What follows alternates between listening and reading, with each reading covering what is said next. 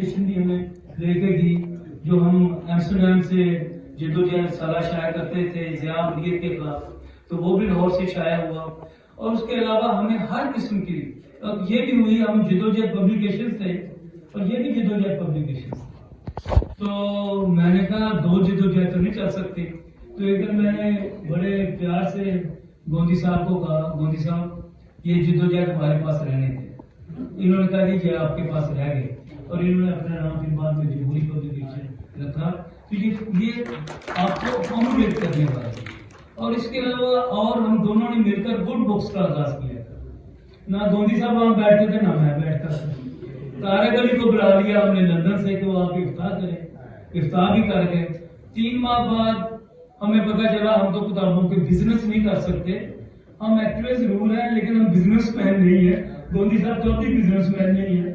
جس طرح یہ کتابیں شائع کرتے ہیں ہمیں معلوم ہے جس چاہت اور کمٹمنٹ سے یہ کتابیں شائع کرتے ہیں پاکستان کا کوئی اور پبلشر یہ کر نہیں سکتا جو گوندی صاحب کرتے ہیں. تو وہ گڈ بکس ہمیں 3 ماہ میں بند کی، اور ایک ہمارے درمیان لفظ ترقی کا نہیں ہوا کہ کیا ہوا، کیوں ہم یہ بند کر رہے ہیں.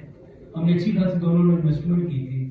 گوندی صاحب آپ کا شکریہ، آپ نے پاکستان میں کتابوں کی وہ لہر شائع کی ہے جو کوئی اور پبلشر شائع نہیں کر سکتا تھا. محترم فرق سے شکریہ معروف طارق صاحب.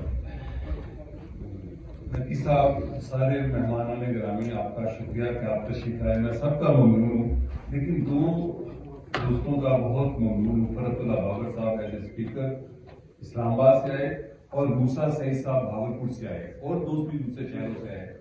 موسیٰ سعید صاحب جب کتاب لکھیں گے تو کانوں سے دھواں نکلے گا، یہ آپ کو بتاتا ہوں. مان لیجیے یہ مجھے ابھی بھی کہہ رہے ہیں کہ آپ پاکستان میں اس لہر کی قیادت کر سکتے ہیں، جبکہ میں قائل نہیں ہوں، کیونکہ میں موضوع تم کا بھی حامی ہوں، حضرت علی کا بھی حامی ہوں.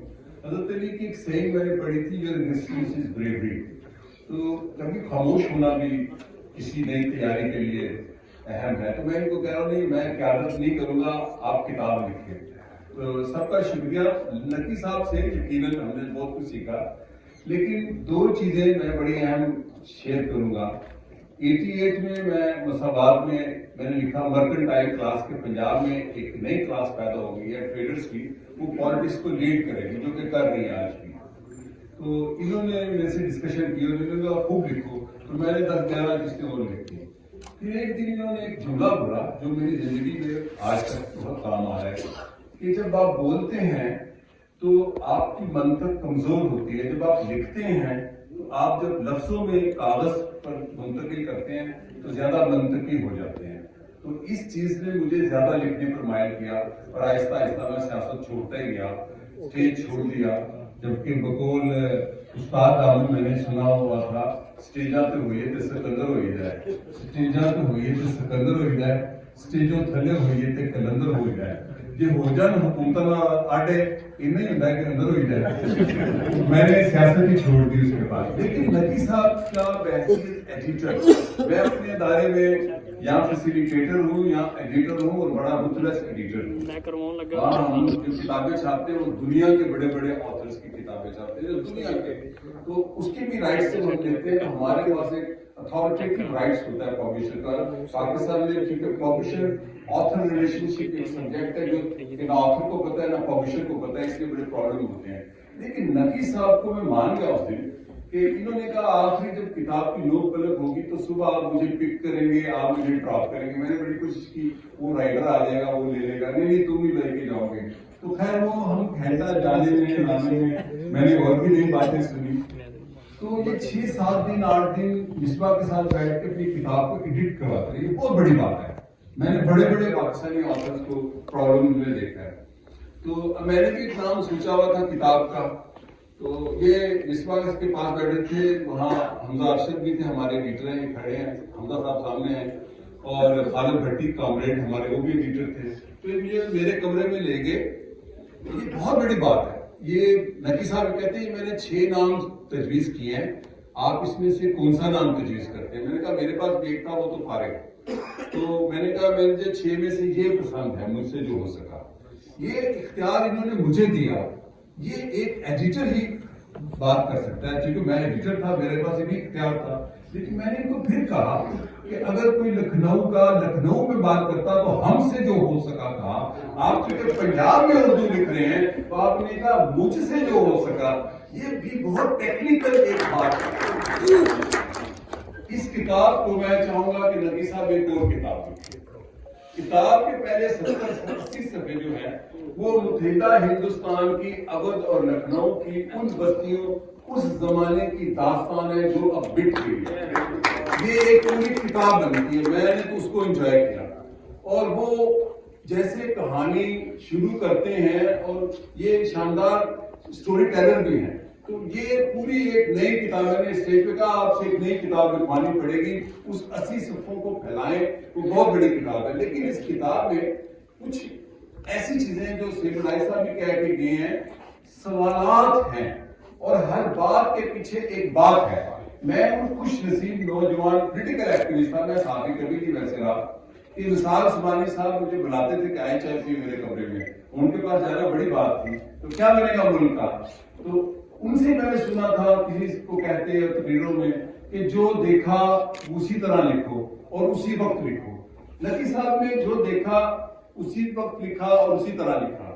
لیکن جو سوالات ہیں اس کتاب میں جو سید رائے صاحب نے اٹھائے ہیں, اس کا میں آپ کو بتاؤں کہ جیسے ذوالفقار علی بھٹو کا کہ وہ اقتدار پر مان جاتے تو پاکستان نہ ٹوٹتا, میں اس کو نہیں مانتا. یہ میں ایک ریشنل بات کر رہا ہوں کہ ذوالفقار علی بھٹو 5.5 نکات مان چکے تھے, 5.5 نکات مان چکے تھے. Bhutto is not responsible of separation of Bangladesh. میرا یہ ایک بالکل جیسے کہتے ہیں نا ایک کتاب, مجھے اکثر لوگ کہتے ہیں کون سی کتاب ترتیب میں پڑھوں, میں کہ اس کے لیے تو 100 کتابیں پڑھنی پڑے گی. تو میں نے جو اپنا تحقیق کی خبر سے آگے کی بات, تو 5.5 نکات مان چکے تھے. اسی طرح انہوں نے 5 جولائی کا واقعہ لکھا, ایک رپورٹنگ کی حیثیت سے دلچسپ واقعہ کہ کیسے اسلام آباد میں تھے. لیکن 5 جولائی کے حوالے سے میں نے جو تحقیق کی, اور زندگی میں پہلی اور آخری بار میں نے جو حکومتی پارٹی کی قیادت کرتے تھے عبدالحفیظ پیرزادہ, اور جو اپوزیشن PNA کی قیادت کرتے تھے پروفیسر گردو کو, پہلی اور آخری دفعہ اکٹھے بٹھایا, ٹیلی ویژن پہ انٹرویو کیا, جس میں دونوں نے یہ اتفاق کیا کہ ہمارا معاہدہ تو ہو چکا تھا, ہم وہ معاہدہ لے کے جب تحریک استقلال کے صدیق بٹ کے گھر گئے تو وہ اثر خانے کا یہ معاہدہ نہیں ہو سکتا, اور اسی رات فوج آ گئی. تو یہ کہنا کہ 4 جولائی کو اگر یہ نہ ہوتا وہ نہ ہوتا, تو مجھے بھی کئی باتوں کا پتا چلا کہ ایئر مارشل اظہر خان کی شریک حیات اور مولانا مودودی کی شریک حیات جو تھی وہ دونوں بہنیں تھیں.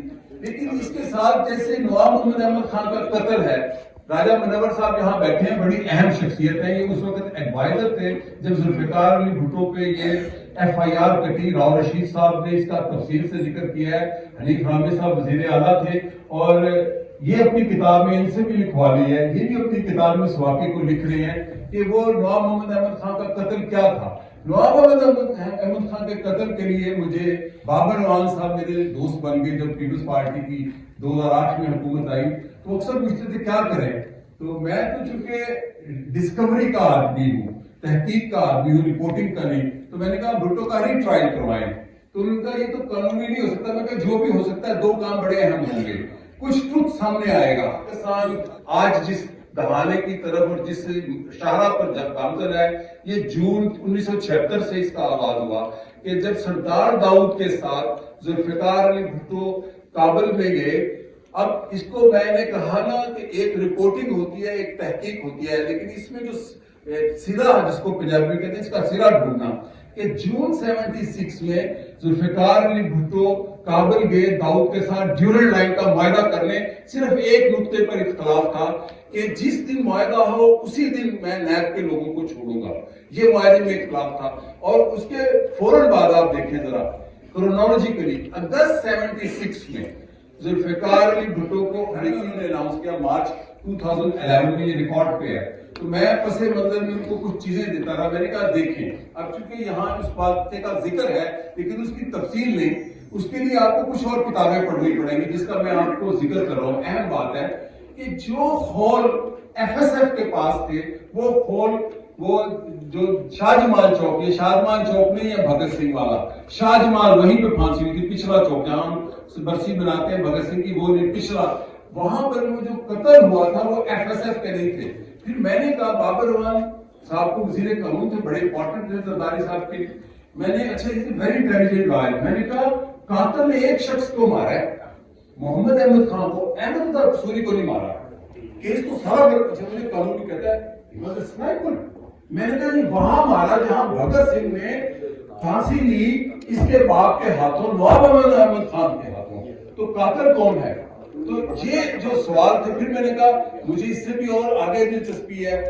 नकी साहब ने जो अपनी किताब में जिक्र किया है कि ये भुट्टो का ट्रायल देखने जाते थे मजहर अली खान साहब के साथ, मैंने कहा वहां पे 5 बक्से हैं जो रिकॉर्डिंग हुई थी वो निकलवा लें आप वजीर कानून की हैसियत से, और वो बस निकलवा लें और उसका कुछ और भी करें। तो वो उन्होंने खत कर डाल कर, चुके वहां जाया हो जाना था, तो वो 5 बक्से निकलवाए। ये मैं कह रहा हूँ जो सवाल इस किताब में पूरे हैं उनका जवाब मैं आपको साथ शेयर करना चाहता हूँ। वो 5 बक्से निकलवाए और उसकी कॉपी भी हो गई और वो वापस भी चले गए। लेकिन अब अहम बात है जो उन्होंने लिखा है कि ये काबल गेट जब दाऊद के साथ जून 90 क्लैरिकल भी थे कि ये जो फंड्स हैं ये फलां डिवीजन में क्यों ज्यादा जा रहे हैं, ये फौज में ये जो पैसे की तकसीम है, तो पता चला वहां काउंटर रेवोल्यूशनरी पूरी मैनेजमेंट सिस्टम है कि अगर तुर्की डॉक्टर मुसद्दक की तरह 63 में जैसे हुआ इंकलाब आ गया तो काउंटर रेवोल्यूशन कौन कैसे किया जाएगा। 53 के बाद पाकिस्तान, तुर्की, इराक, इन मुल्कों में जो प्रो अमेरिकन थे यहाँ पर वो सिलसिला हुआ। इसका जवाब मैंने जब जनरल होने वाली वो साजिशें जिसमें पुलिस स्ट्राइक से लेके आटे की हड़ताल तक का वाक्य का जिक्र है, क्योंकि डॉक्टर मुशर्रफ कहा करते थे एक जुमला, मैं अक्सर लोगों को कि जो कुर्सी पे बैठा होता है उसको पता है मेरे पास पावर क्या है। तो ये जो नकी साहब की किताब है असल में ये एक नए सिरे ढूंढने की किताब है, खुसूसन वो लखनऊ और हिंदुस्तान की कहानी के बाद जो इन्होंने फौजी और सिविल हुकूमतों में जो इन्होंने देखा, जो लिखा, वो दरअसल एक नुक्ते पे, मैं ये बिल्कुल तकरीर के लिए नहीं कह रहा, एक किसी नुक्ते को आप पकड़ लें, जैसे इन्होंने जुल्फ़िकार अली भुट्टो की फांसी पर लिखा है कि उस रात फांसी, हाँ इन्होंने एक वाक्य बड़ा अहम लिखा, लेकिन उसका पस मंजर मुझे पता है, शायद इनको भी डॉक्टर साहब ने बताया, मैंने अपनी किताब में है। इन्होंने लिखा जुल्फ़िकार अली भुट्टो को डॉक्टर मुबशिर हसन मिले। कई लोग तनकीद करते हैं ना, तो मुझे डॉक्टर मुबशिर साहब ने नोट्स भी बैठे रहे, जब इस्लामाबाद होटल है शायद इसका क्या नाम है, हॉलीडे इन पहले कहते थे, लिफ्ट से निकल रहा था तो एक गैर मुल्की जरीदा बड़ी दुनिया का शायद न्यूज वीक के एडिटर थे, उन्होंने कहा कि मुझे मैं ज़िया-उल-हक से मिल के आ रहा हूँ। ये डॉक्टर मुबशिर को कहा आपने टाइम मांगा हुआ है, आपको ज़िया-उल-हक वक्त नहीं देगा।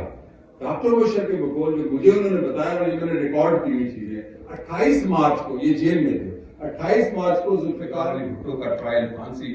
मैंने बना तहज़्जुब से पूछा कि आपने कितनी एफर्ट की ज़िया-उल-हक के अलावा, आपने मर्सी अपील भेजी, कहते मैंने आखिरी कोशिश की थी उर्दन के शाह हुसैन के बाद शाह खालिद से, तो शाह खालिद ने मुझे सर्द मोहरे का सवाल का जवाब दिया, तो मैं समझ गया कि जुल्फ़िकार अली भुट्टो को फांसी दे दी जाएगी। तो ये किताब मुझसे जो हो सका, एक शफाफ सहाफी की किताब भी है, लखनऊ के बांके की किताब भी है, और पंजाब के सज्जन की किताब भी है, और ह्यूमन राइट्स एक्टिविस्ट लीडर की किताब भी है, जिसने 4-5 जितनी भी कौमियतें हैं सबको मुत्तहिद करने के लिए एक प्रोग्रेसिव और लॉजिकल अप्रोच अपनी जिंदगी में रखी है। तो शुक्रिया आप सबका, मैं फिर एक दफा शुक्रिया अदा करता हूं।